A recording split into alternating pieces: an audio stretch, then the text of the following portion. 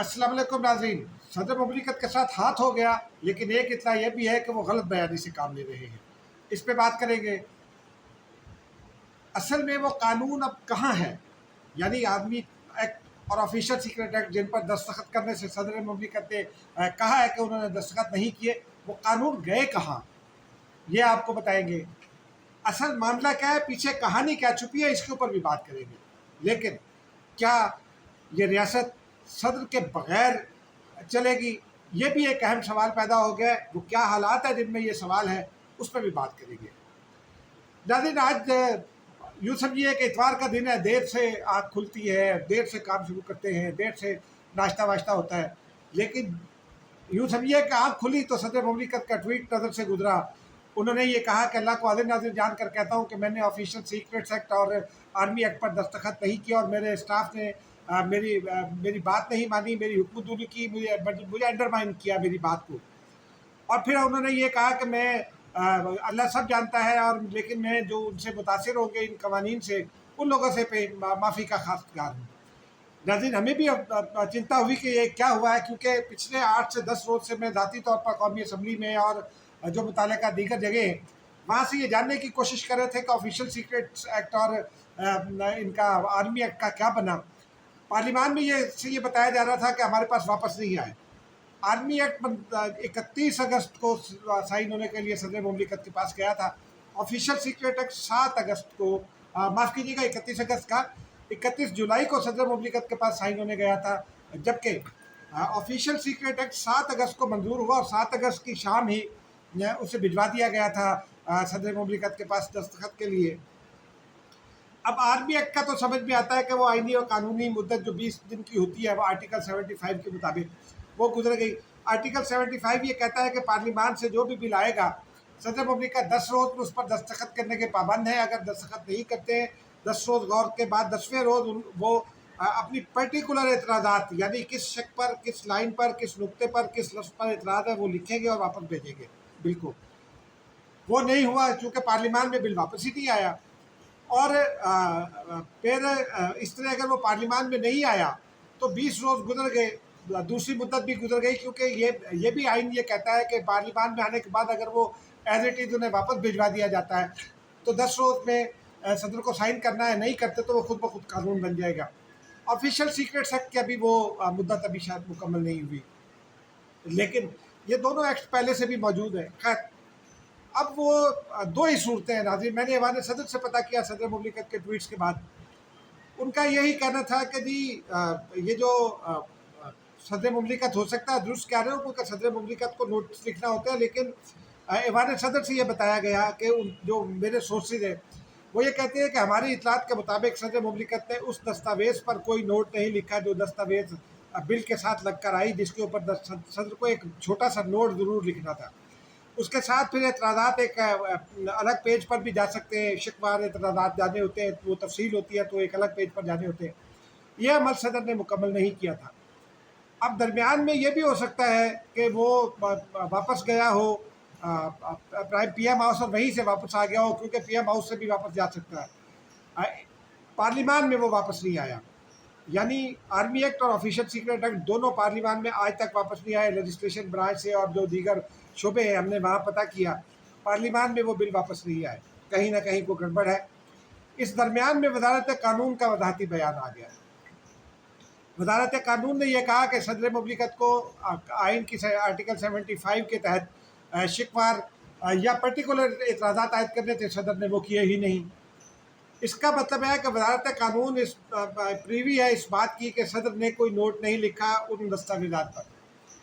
लेकिन वजारत कानून ने बहुत एक सिग्निफिकेंट बात कही कि सदर मुमलिकत की जानिब से हाईएस्ट ऑफिस है, कॉन्स्टिट्यूशनल ऑफिस है, अपने स्टाफ पर इल्ज़ामात आयद करना अफसोसनाक है। अब नाज़रीन, दो ही सूरतें हैं, या सदर मुमलिकत झूठ बोल रहे हैं या वजारत कानून झूठ बोल रही है। इस दरमियान में बिल कहाँ है? पार्लियामान में तो नहीं आए। वजारत पार्लिमानी उमूर ऑलमोस्ट डिसफंक्शनल है, क्योंकि पार्लियामान नहीं है तो वहाँ से पता नहीं चल सकता। वजारत कानून का बयान इस बात की वाज़ेह निशानदही करता है कि गज़ट नोटिफिकेशन के लिए बिल उनके पास होंगे, क्योंकि उन्हें ये इल्म है कि सदर ने नोट नहीं डाला। लेकिन असल कहानी क्या है? असल कहानी ابھی تو اگلی پرتیں کھلے گی کہ اصل کہانی کیا ہے، صدر نے سائن کیے یا نہیں کیے. لیکن صدر مملکت کا ٹویٹ کو اگر غور سے دیکھا جائے تو صدر مملکت کا ٹویٹ بھی اس بات کی واضح نشاندہی کرتا ہے کہ صدر مملکت نے کہیں نہ کہیں ان کی غلطی ہے، انہوں نے نوٹ نہیں لکھا ہے، یا اگر دستخط کر دیے تو وہ اس کی معافی مانگ رہے ہیں. لیکن صدر کو ایک اور سوال پیدا ہوتا ہے کہ صدر مملکت نے اگر ان کے اسٹاف نے کوئی ایسی حرکت کی ہے تو یہ کوئی سنگین جرم ہے، یہ کوئی معمولی معاملہ تو نہیں ہے. صدر نے ایکشن کیا لیا ہے؟ ایوان صدر کا کوئی افسر معطل نہیں ہوا. 10 سے 12 لوگ ہوتے ہیں جو انوالو ہو سکتے ہیں، ان میں سے کوئی افسر نہ معطل ہوا ہے نہ انکوائری شروع ہوئی ہے. صدر نے کوئی انکوائری آرڈر نہیں کی. صدر مملکت اتوار کے روز بھی فنکشن کر سکتے ہیں، کوئی ممانعت نہیں ہے. صدر کا آفس کھلے نہ کھلے، صدر کو ہر وقت 24 گھنٹے صدر مملکت ہے، وہ کسی بھی وقت اپنے پی ایس کو بلا کر آرڈر جاری کر سکتے ہیں. صدر نے کوئی احکامات جاری نہیں کیے تاحکم ثانی. اب دوسری صورت اس کی یہ ہے، ایک رائے یہ ہے کہ پارلیمانی امور میں کچھ لوگوں سے بات ہوئی، ان کی رائے یہ ہے، اور میں اس پر کانسٹیٹیوشنل ایکسپرٹ نہیں ہوں، کل کسی ایکسپرٹ سے بات کر کے آپ کو بتائیں گے کہ جی یہ بل اگر صدر نے دستخط نہیں کیے تو غیر مؤثر ہو جائیں گے. وزارت قانون سے کے بیان سے لگتا ہے کہ یہ بل جو ہے وہ مؤثر ہیں اور قانون بن چکے ہیں. اب اس کی وضاحت ہونا باقی ہے. لیکن دوسرا معاملہ یہ ہے ناظرین کہ صدر مملکت جو ہے وہ اگر انہوں نے انکوائری مارک نہیں کی تو کل کیا کریں گے؟ کیا کل صدر مملکت سپریم کورٹ کو کوئی ریفرنس بھیجیں گے؟ ریفرنس بھیجنے کے لیے آرٹیکل 176 کے تحت صدر کو حکومت کی اجازت کی ضرورت ہوتی ہے. لیکن کیا صدر مملکت ڈائریکٹ کوئی پٹیشن کر سکتے؟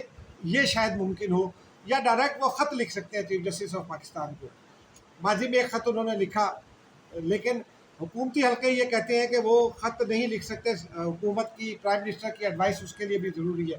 دیکھتے ہیں کل کیا ہوتا ہے. دوسری صورت یہ ہو سکتی ہے کہ پی ٹی آئی جو صدر کی اوریجنل جماعت ہے، پی ٹی آئی کے ساتھ ان کی ہمدردیاں ابھی تک موجود ہیں.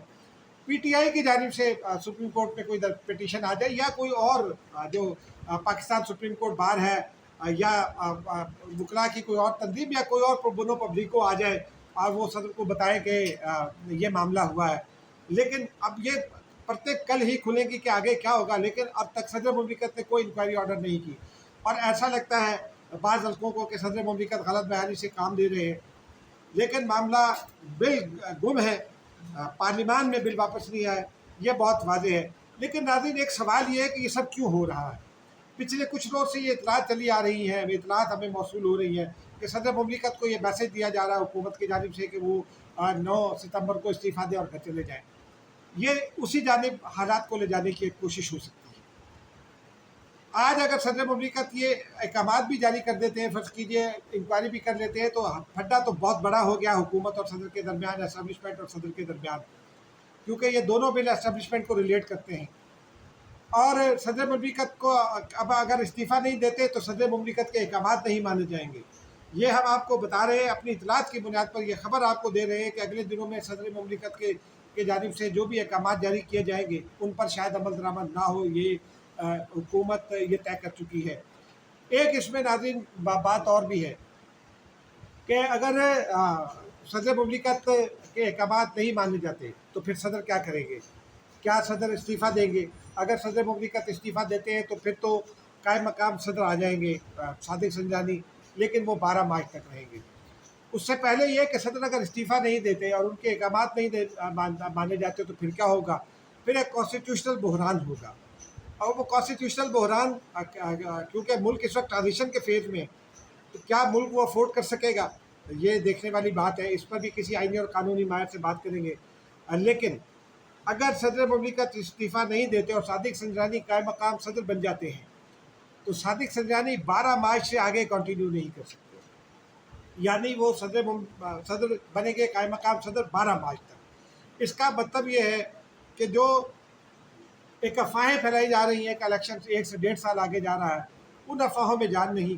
کیونکہ 12 فروری یا 15 فروری یا 20 فروری تک صدر کا انتخاب ہونا ضروری ہے. اگر صدر کا انتخاب نہیں ہوتا تو معاف کیجیے گا، قومی اسمبلی کا الیکشن ہونا ضروری ہے، صوبائی اسمبلیوں کا. اگر یہ الیکشن نہیں ہو سکتے تو سینٹ کا انتخاب نہیں ہو سکے گا. سینٹ کا انتخاب نہیں ہو سکے گا تو صدر مملکت کا انتخاب نہیں ہو سکے گا۔ 12 مارچ کو پھر سینٹ ٹوٹ جائے گی ایک طرح سے، سینٹ کے ہاف ممبرس موجود ہوں گے، ٹوٹے گی تو نہیں لیکن چیئرمین سینٹ ختم ہو جائے گا، تو صدر مملکت کون ہوگا؟ اسپیکر قومی اسمبلی صدر مملکت بن سکتے ہیں، لیکن پھر وہ بھی کب تک رہیں گے؟ یہ بھی ایک اہم سوال ہے۔ اور کیا سسٹم میں ایک ایسا صدر مملکت درکار ہوگا جو ایک پولیٹیکل پارٹی کا پنجاب کا ہیڈ بھی ہے، ابھی تک اسپیکر بننے کے باوجود اس نے نہیں دیا، اس وقت کیا صورتحال ہوگی؟ یہ ناظرین پھر اسی وقت پتہ چلے گا، لیکن اب تک کی صورتحال یہ ہے کہ بہت بڑے پیمانے پر اس ملک میں ایک بحران پیدا ہونے جا رہا ہے۔